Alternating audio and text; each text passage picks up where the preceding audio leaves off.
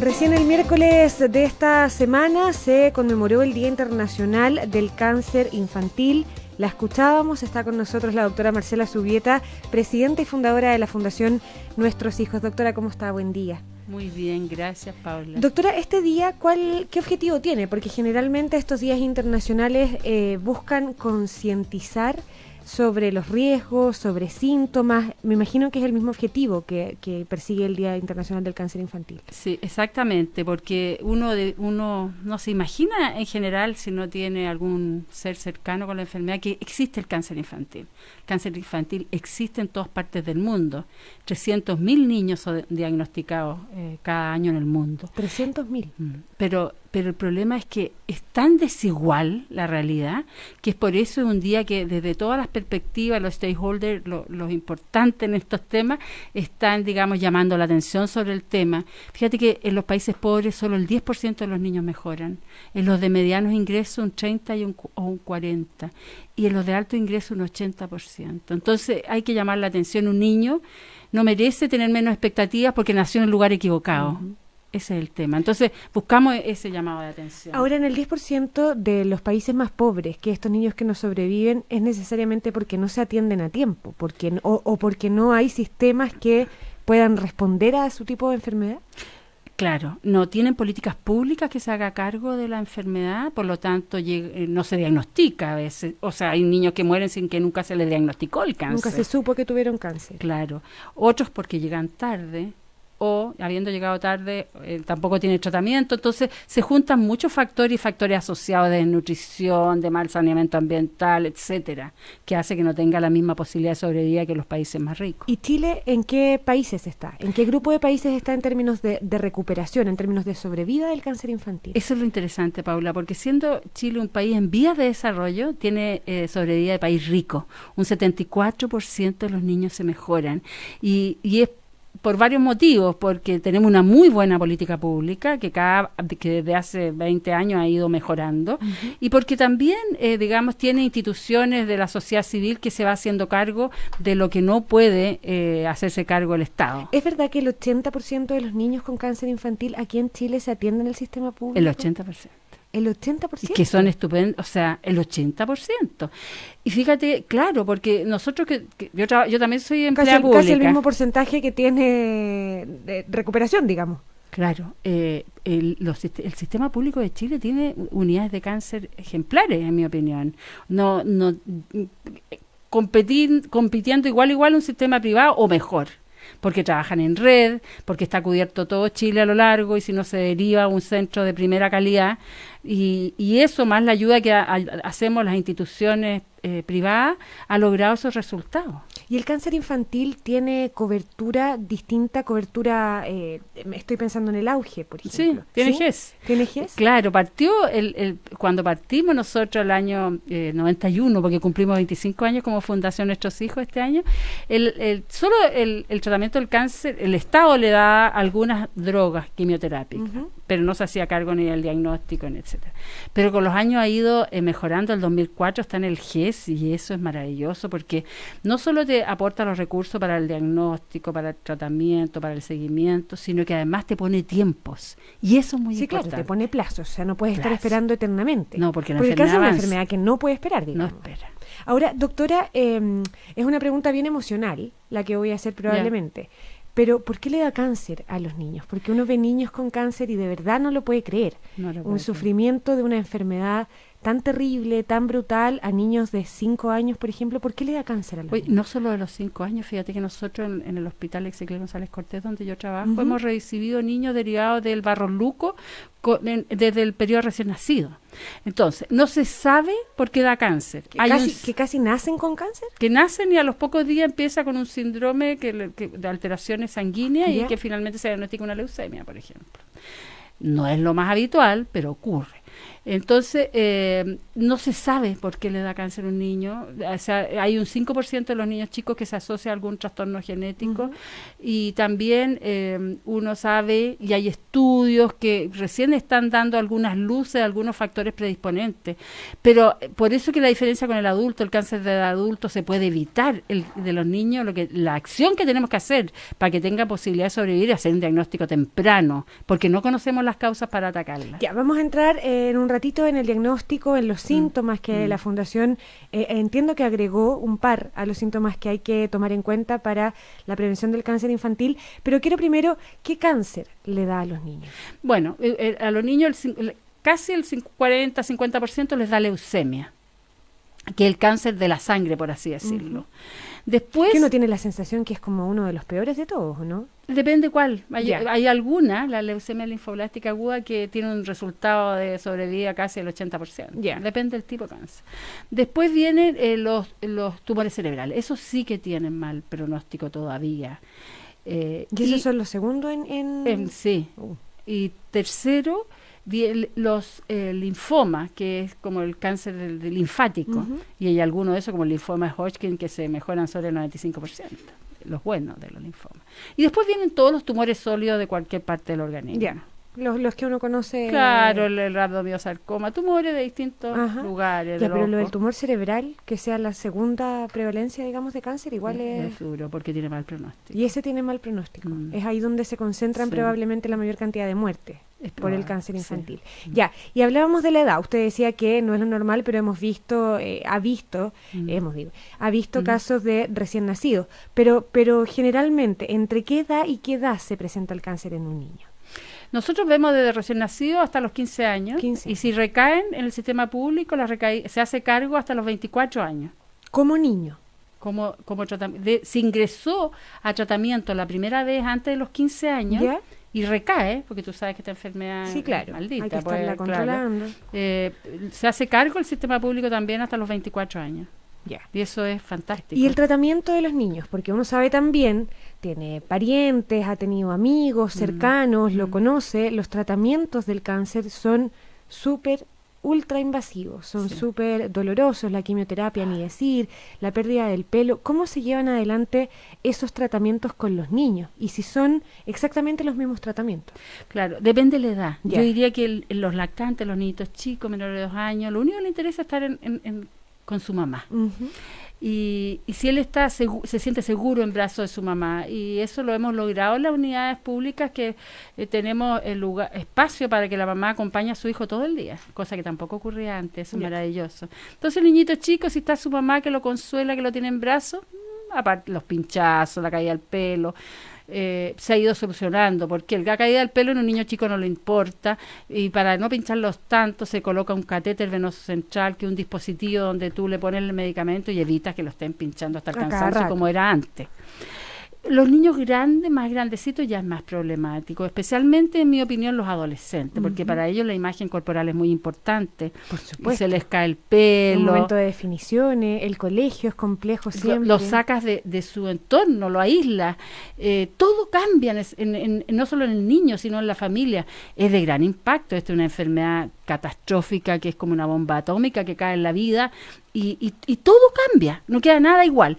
Pero ese es nuestro rol también como fundación, no solo como los hospitales, que se hacen cargo de muchos de esos problemas con la psicóloga, pero nunca es totalmente suficiente. Por lo tanto, ahí está nuestro rol como fundación. Les compramos peluca a las niñas, o sea, tenemos peluca gracias a una alianza con Abate, tenemos le aportamos remedios para los vómitos, para que no se sientan tan mal, leche especiales, por si no tienen hambre pueden tomar esta lechecita que los nutre igual, etcétera, etcétera. Y para que estos niños, que como te decía la mayoría son de escasos recursos, les reparamos hasta sus casas para que tenga menos riesgo, le regalamos cama, le aportamos con la locomoción. Bueno, todo lo que tú te puedas imaginar, que inventamos y conseguimos los recursos para apoyarlo. Estamos conversando con la doctora Marcela Zubieta, lo escuchábamos, presidenta, fundadora de la Fundación Nuestros Hijos. Doctora, lo mencionaba usted al pasar, el tema de la mamá en el caso de los niños más chiquitos, el tema de la familia,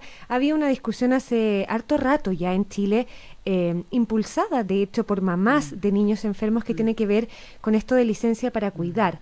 ¿Hay ahí una deuda todavía del Estado de permitirle a esas mamás o a esos papás estar con sus hijos? Sí, fíjate que eso, qué bueno que tocaste este tema, porque es realmente importante y un problema mayor. Fíjate que nosotros hicimos una encuesta en nuestro hospital donde yo trabajo, porque tengo doble sombrero. ¿En el Exequiel? Claro, en el Exequiel, y el ingreso promedio mensual per cápita de cada miembro de la familia era 90.000 pesos. Tú comprenderás que con ese ingreso es imposible cubrir todas las demandas adicionales que significa la enfermedad. Y menos pensar en dejar de trabajar, digamos. Exactamente. Entonces, ¿qué pasa a esta familia? Si tú no le tiendes una red de apoyo, cae en un estado de pobreza que después no se recupera casi. Mira, el niño, si lo sacas del colegio, 2 años ya no se reinserta. Los hermanos que han abandonado quedan en la droga. Mira, hay muchos. Si tú traes a los papás, a la mamá a la casa acogida y el papá queda afuera, se rompe, de repente, si no facilitas el encuentro de esas parejas, se rompe el matrimonio. Por lo tanto, este es un problema mayor. Y si tú, imagínate que la mamá, un niño de 3 años, obviamente que no puede ir solo al hospital. Pero por supuesto. Entonces, ¿quién lo va a acompañar si no es la mamá? Esta gente no tiene red de apoyo a veces. Y el papá tampoco quiere estar fuera. Imagínate una operación de la cabeza por un tumor cerebral. ¿Cómo el papá va a poder trabajar en ese tiempo? Por lo tanto, esto es una deuda pendiente y es urgente solucionarla, porque la verdad que es un problema social, médico-social mayor. ¿Y qué ocurre? La mamá finalmente tiene que dejar de trabajar. Sí, pues, con todo lo que significa dejar de trabajar. Porque probablemente no tienen un puro hijo, que es el hijo que está enfermo, ¿no? Pero, por supuesto, tiene una promedio, nosotros vimos en esa encuesta, de 3 a 4 hijos por familia. O sea, hay 3 o 4 hijos más que hay que seguir manteniendo. Yo no sé, pero la verdad que en la pobreza se concentran todos los problemas. Nosotros vemos ahora recién una niñita con un cáncer y su mamá se acaba de morir de cáncer también.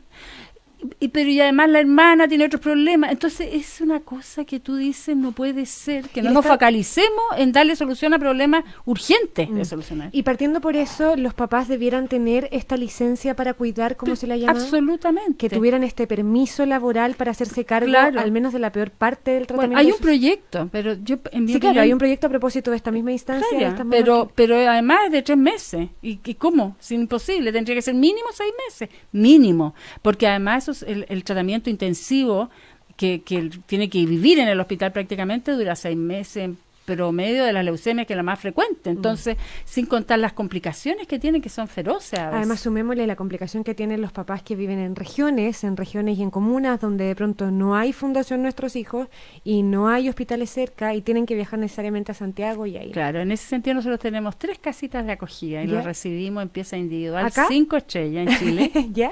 Incluso tenemos 2 casitas que se las damos a la familia, se las prestamos cuando están pasando por problemas difíciles. Es un tema. Hay gente que viene de regiones que no tiene dónde estar, no tiene literal. Cuando Exacto. nosotros partimos con la casa de acogida, a mí como médico me tocaba ver en la unidad que las mamás que venían de, ponte tú, de la 6ª región, dejan 6 hijos en la casa, del marido obrero agrícola, hacían el diagnóstico, pescaba sus cosas y se iba a su casa. ¿Dónde se queda? Sí.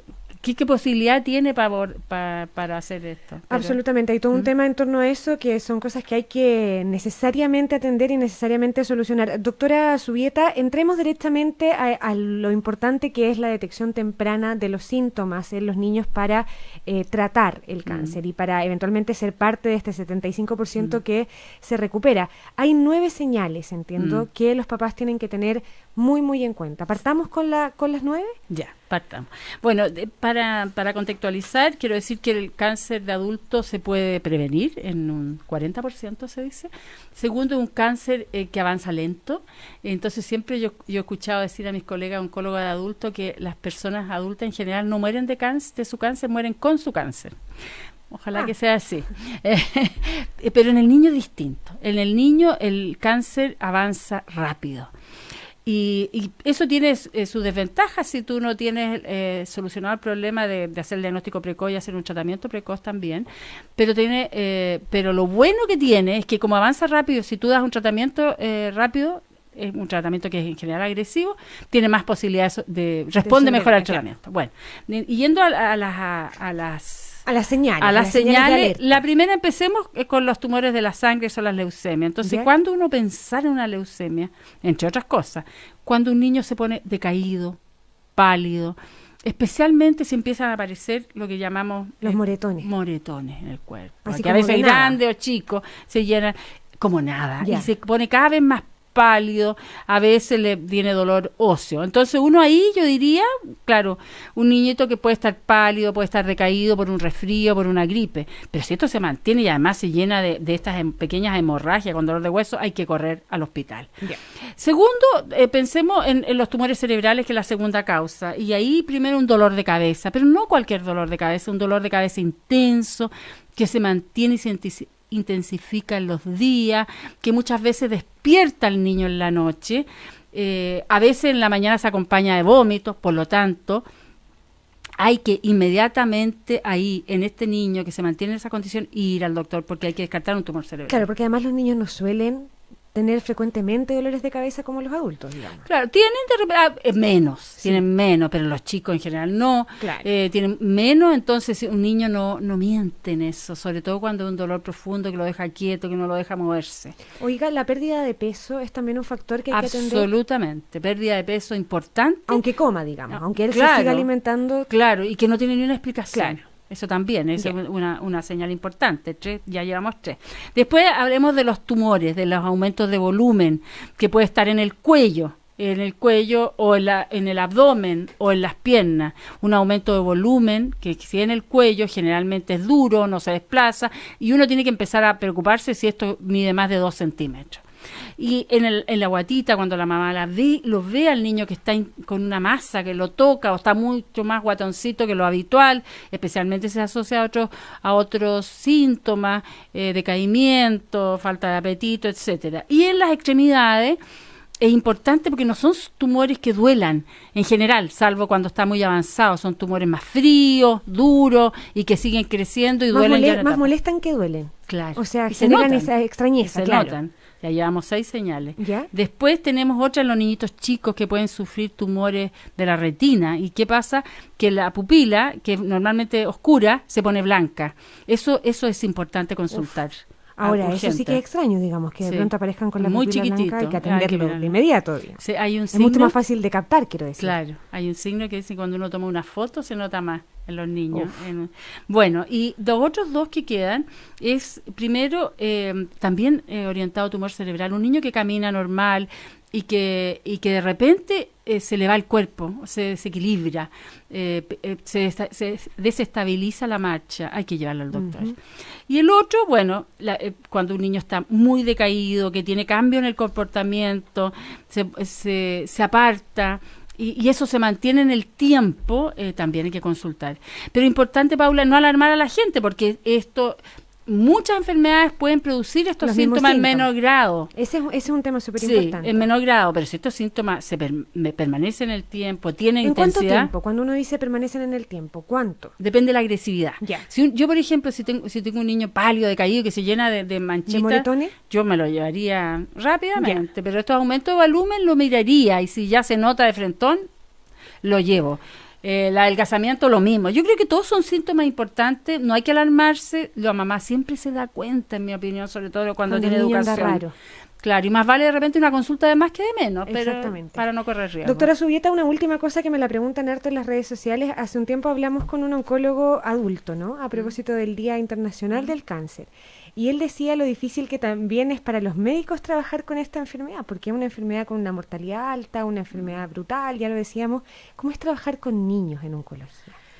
Desde el punto de vista ya más personal. Bueno, en lo personal, primero es difícil, porque como tú decías, nadie espera que un niño tenga cáncer. Y segundo, en un 26% siguen muriendo. Sí, claro. Y enfrentar la muerte de un niño y ver el dolor de la familia es desgarrador. Uno no se acostumbra a eso. No se acostumbra nunca. Nunca. Pero lo que sí uno puede tener algunas herramientas para evitar lo que se llama el burnout, que es cuando la gente ya no puede más. Y lo otro, yo creo que uno se va llenando de energía con los buenos resultados. Porque cuando uno ve que ahora uno entra a las unidades nuestras uno no ve tristeza porque la mamá está ahí. Le hemos construido piezas preciosas. Son lugares más bonitos. Mucho más lindo que sus casas. Claro. Las casas acogidas son top. Tenemos voluntarios que van a jugar con los niños. Al que se le cae el pelo llegamos con la peluca. Entonces vas dándole la vuelta. Y entonces por un lado el dolor, que no siempre que no es tan frecuente. Pero por otro lado está la alegría de poder servir y cambiar la vida de esas personas y darle la posibilidad de sanarse. En ese sentido, también, justo venía yo con la persona que me trajo hoy día, que trabaja en la fundación y en el centro de rehabilitación, me decía, me levanto todos los días a las 6 de la mañana feliz, porque como veo cuando voy a buscar a los niños, tenemos un centro de rehabilitación, ¿yeah? y empecé a traerlos en camilla, en silla de ruedas, y ya al poco tiempo ya el niño ya va sentado, sí, claro. O con el burrito y después solo con el bastón. Eso me paga todo mi sacrificio. Y la verdad que eso se vive, esa felicidad de dar que uno siente cuando está haciendo un aporte real a esta familia. La doctora Marcela Zubieta, presidenta, fundadora de la Fundación Nuestros Hijos, conversando sobre su experiencia, sobre el cáncer infantil en nuestro país. Doctora, muy enriquecedora la conversación. Muchísimas gracias por venir a Cooperativa. Gracias a ti, Paula, ha sido un agrado. Muchas gracias. Nos vamos a la pausa, volvemos de inmediato.